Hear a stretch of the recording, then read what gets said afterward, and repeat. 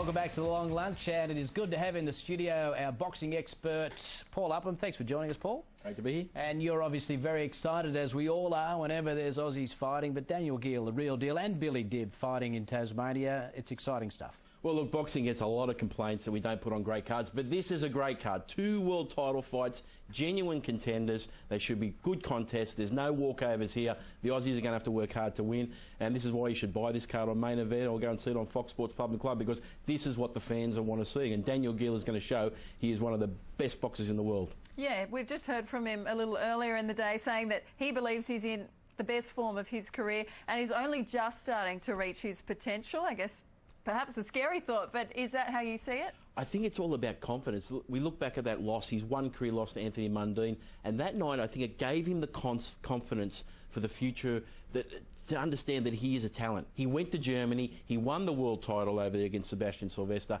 Now Gary Shaw, who's one of the big movers and shakers, the promoters in America, who puts on the biggest fights, he signed him up and he wants to take him to some big fights in America. So here's the opportunity for Daniel Geale to fight in Australia for one more time, show his local fans he's going to go to overseas. We're going to see him in America fighting some big stars, and he's such a talent. You know, he doesn't talk. He's not like Anthony Mundine. He doesn't boast and brag, but he's got the skills to back up in the ring, and you're going to see it tonight. Yeah, Paul, I was just going to make that point. If you're thinking about getting Main Event for a fight, you're always wondering, is this going to be a circus or not? But with Daniel Geale and Billy Dib, you don't think that, do you? You know that it is going to be, as his name suggests, the real deal. Well, it certainly is, and these opponents now, Adama, who Daniel Geale is fighting, he is a legitimate #1 contender. He's from Ghana, Africa. He is a hungry fighter. He's got knockout power.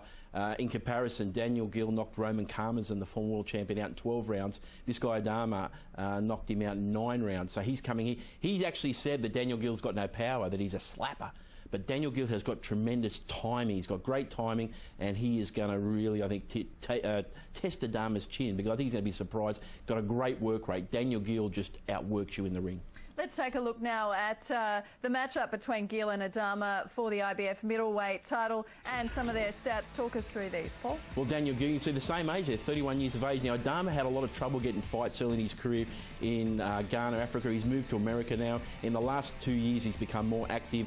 He won that eliminator against Roman Karmazin, and he's a good knockout puncher, 15 knockouts there in 20 wins. But Daniel Geale, he's got that tremendous amateur experience, great amateur background, and I think he's going to show his class tonight. He's just going to outbox and outwork Adama, but it's a dangerous fight. If Daniel Geale lets himself get hit, he could be knocked out. Daniel Geale doesn't take short routes, does he? I mean, this is a dangerous fight for him. The guy's got 15 knockouts, and he's taking it to his home ground in Tasmania. That's a big advantage for him, isn't it? Well, that's what he always wanted to do. He always said, when I become world champion, I want to take the world title fight back to my home state, Tasmania. This is only the 2nd world title fight ever in Tasmania. You know, it's history again tonight, and Daniel Geale's rewarding his fans there, and that's something he wanted to do. But there's an opportunity now to win this fight and parlay it into big multi-million-dollar fights. There's 2 fights out there on the table. Jermaine Taylor, the former world champion, is coming back down from super middleweight.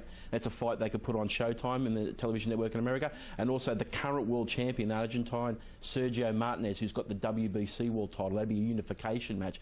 They're the 2 fights that Gary Shaw is going to go back to America now, talk to Showtime, talk to HBO television network, and try and make this fight and say, I've got Daniel Geale here. He's a future star of boxing at middleweight. You speak about the opportunities that a win would open up for Daniel Geale, but what about where he is currently? You've put together a list of your top 5 Australian middleweight fighters. Where would he slot into this list? Now, this list I've put together is retired fighters, so we like to look at a fighter's complete career. So until Daniel Geale retires, we're not going to try and slot him in there. But I put him in there number 3 ahead of Tony Mundine at the moment. I think he's such a talent, he's done so well, but he's going to go on and over the next 2 or 3 years, he's going to add to his achievements so far. But Dave Sands, number 1, clearly was the uncrowned world champion. He never got to fight Sugar Ray Robinson because of his untimely early death. And you can see the number of wins there, 97 wins, 95 wins for Ron Richards, Tony Mundine, who fought the great Carlos Monzon in Argentine. Anybody else, Tony Mundine would have beaten that night and become world champion.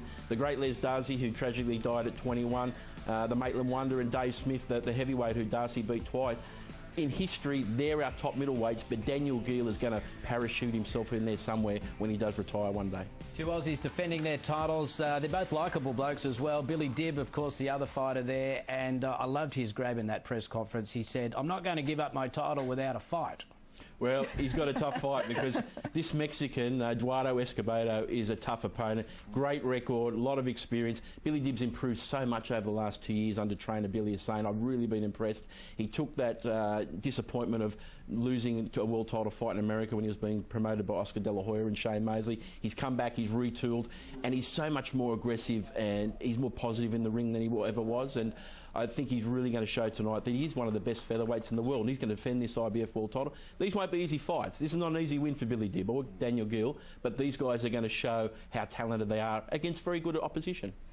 Billy was in here last week and, without saying it in as many words, gave us the indication that he feels the Mexican is a bit of a dirty fighter. Do you see it that way? Look, all Mexicans are. These guys grow up in these backyard gyms in Mexico City, and anything goes. There's no referees when they're training, and they learn all the tricks, and this is what Billy Dib's got to not be put off. He's not going to let his opponent get away with his dirty tactics, let the referee enforce the rules. But it's a fight, things happen, he's not going in there, it's not a singing contest, it's not Australian Idol. This is a boxing match, it's a fight.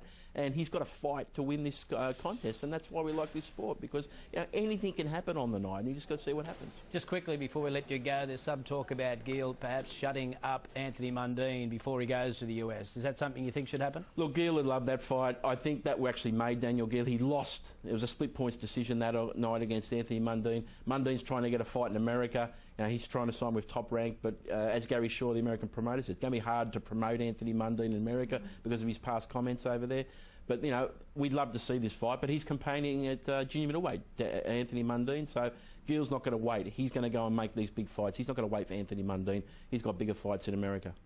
Very quickly, Paul, we'll take a look at the head-to-head stats for Billy Dib and his Mexican opponent. Talk us through these. Well, Billy Dib, you can see there, a tough opponent, Eduardo Escobedo. He's got a lot of experience, 32 wins there, a lot of knockouts. He's only 28 years of age. These two guys are in their prime. This Mexican guy's not coming here all the way to Tasmania to lose. It's a tough fight. As I said, these are not gimme fights, and Billy Dib's it's going to bring the best out of them. That's what quality opposition does. These guys are going to rise to the occasion, and Billy Dib's going to rise to the occasion against Eduardo Escobedo, and it's a great, if you want to watch really good boxing, no controversy, just genuine down-to-earth boxing, world titles on the line, main event tonight at 7:30 or Fox Sports Pubs and Clubs. Tomorrow night. Yeah, sorry. 7 p.m. I'm getting too excited. Hey, I want this card tonight. Yeah, Wednesday night. One more sleep.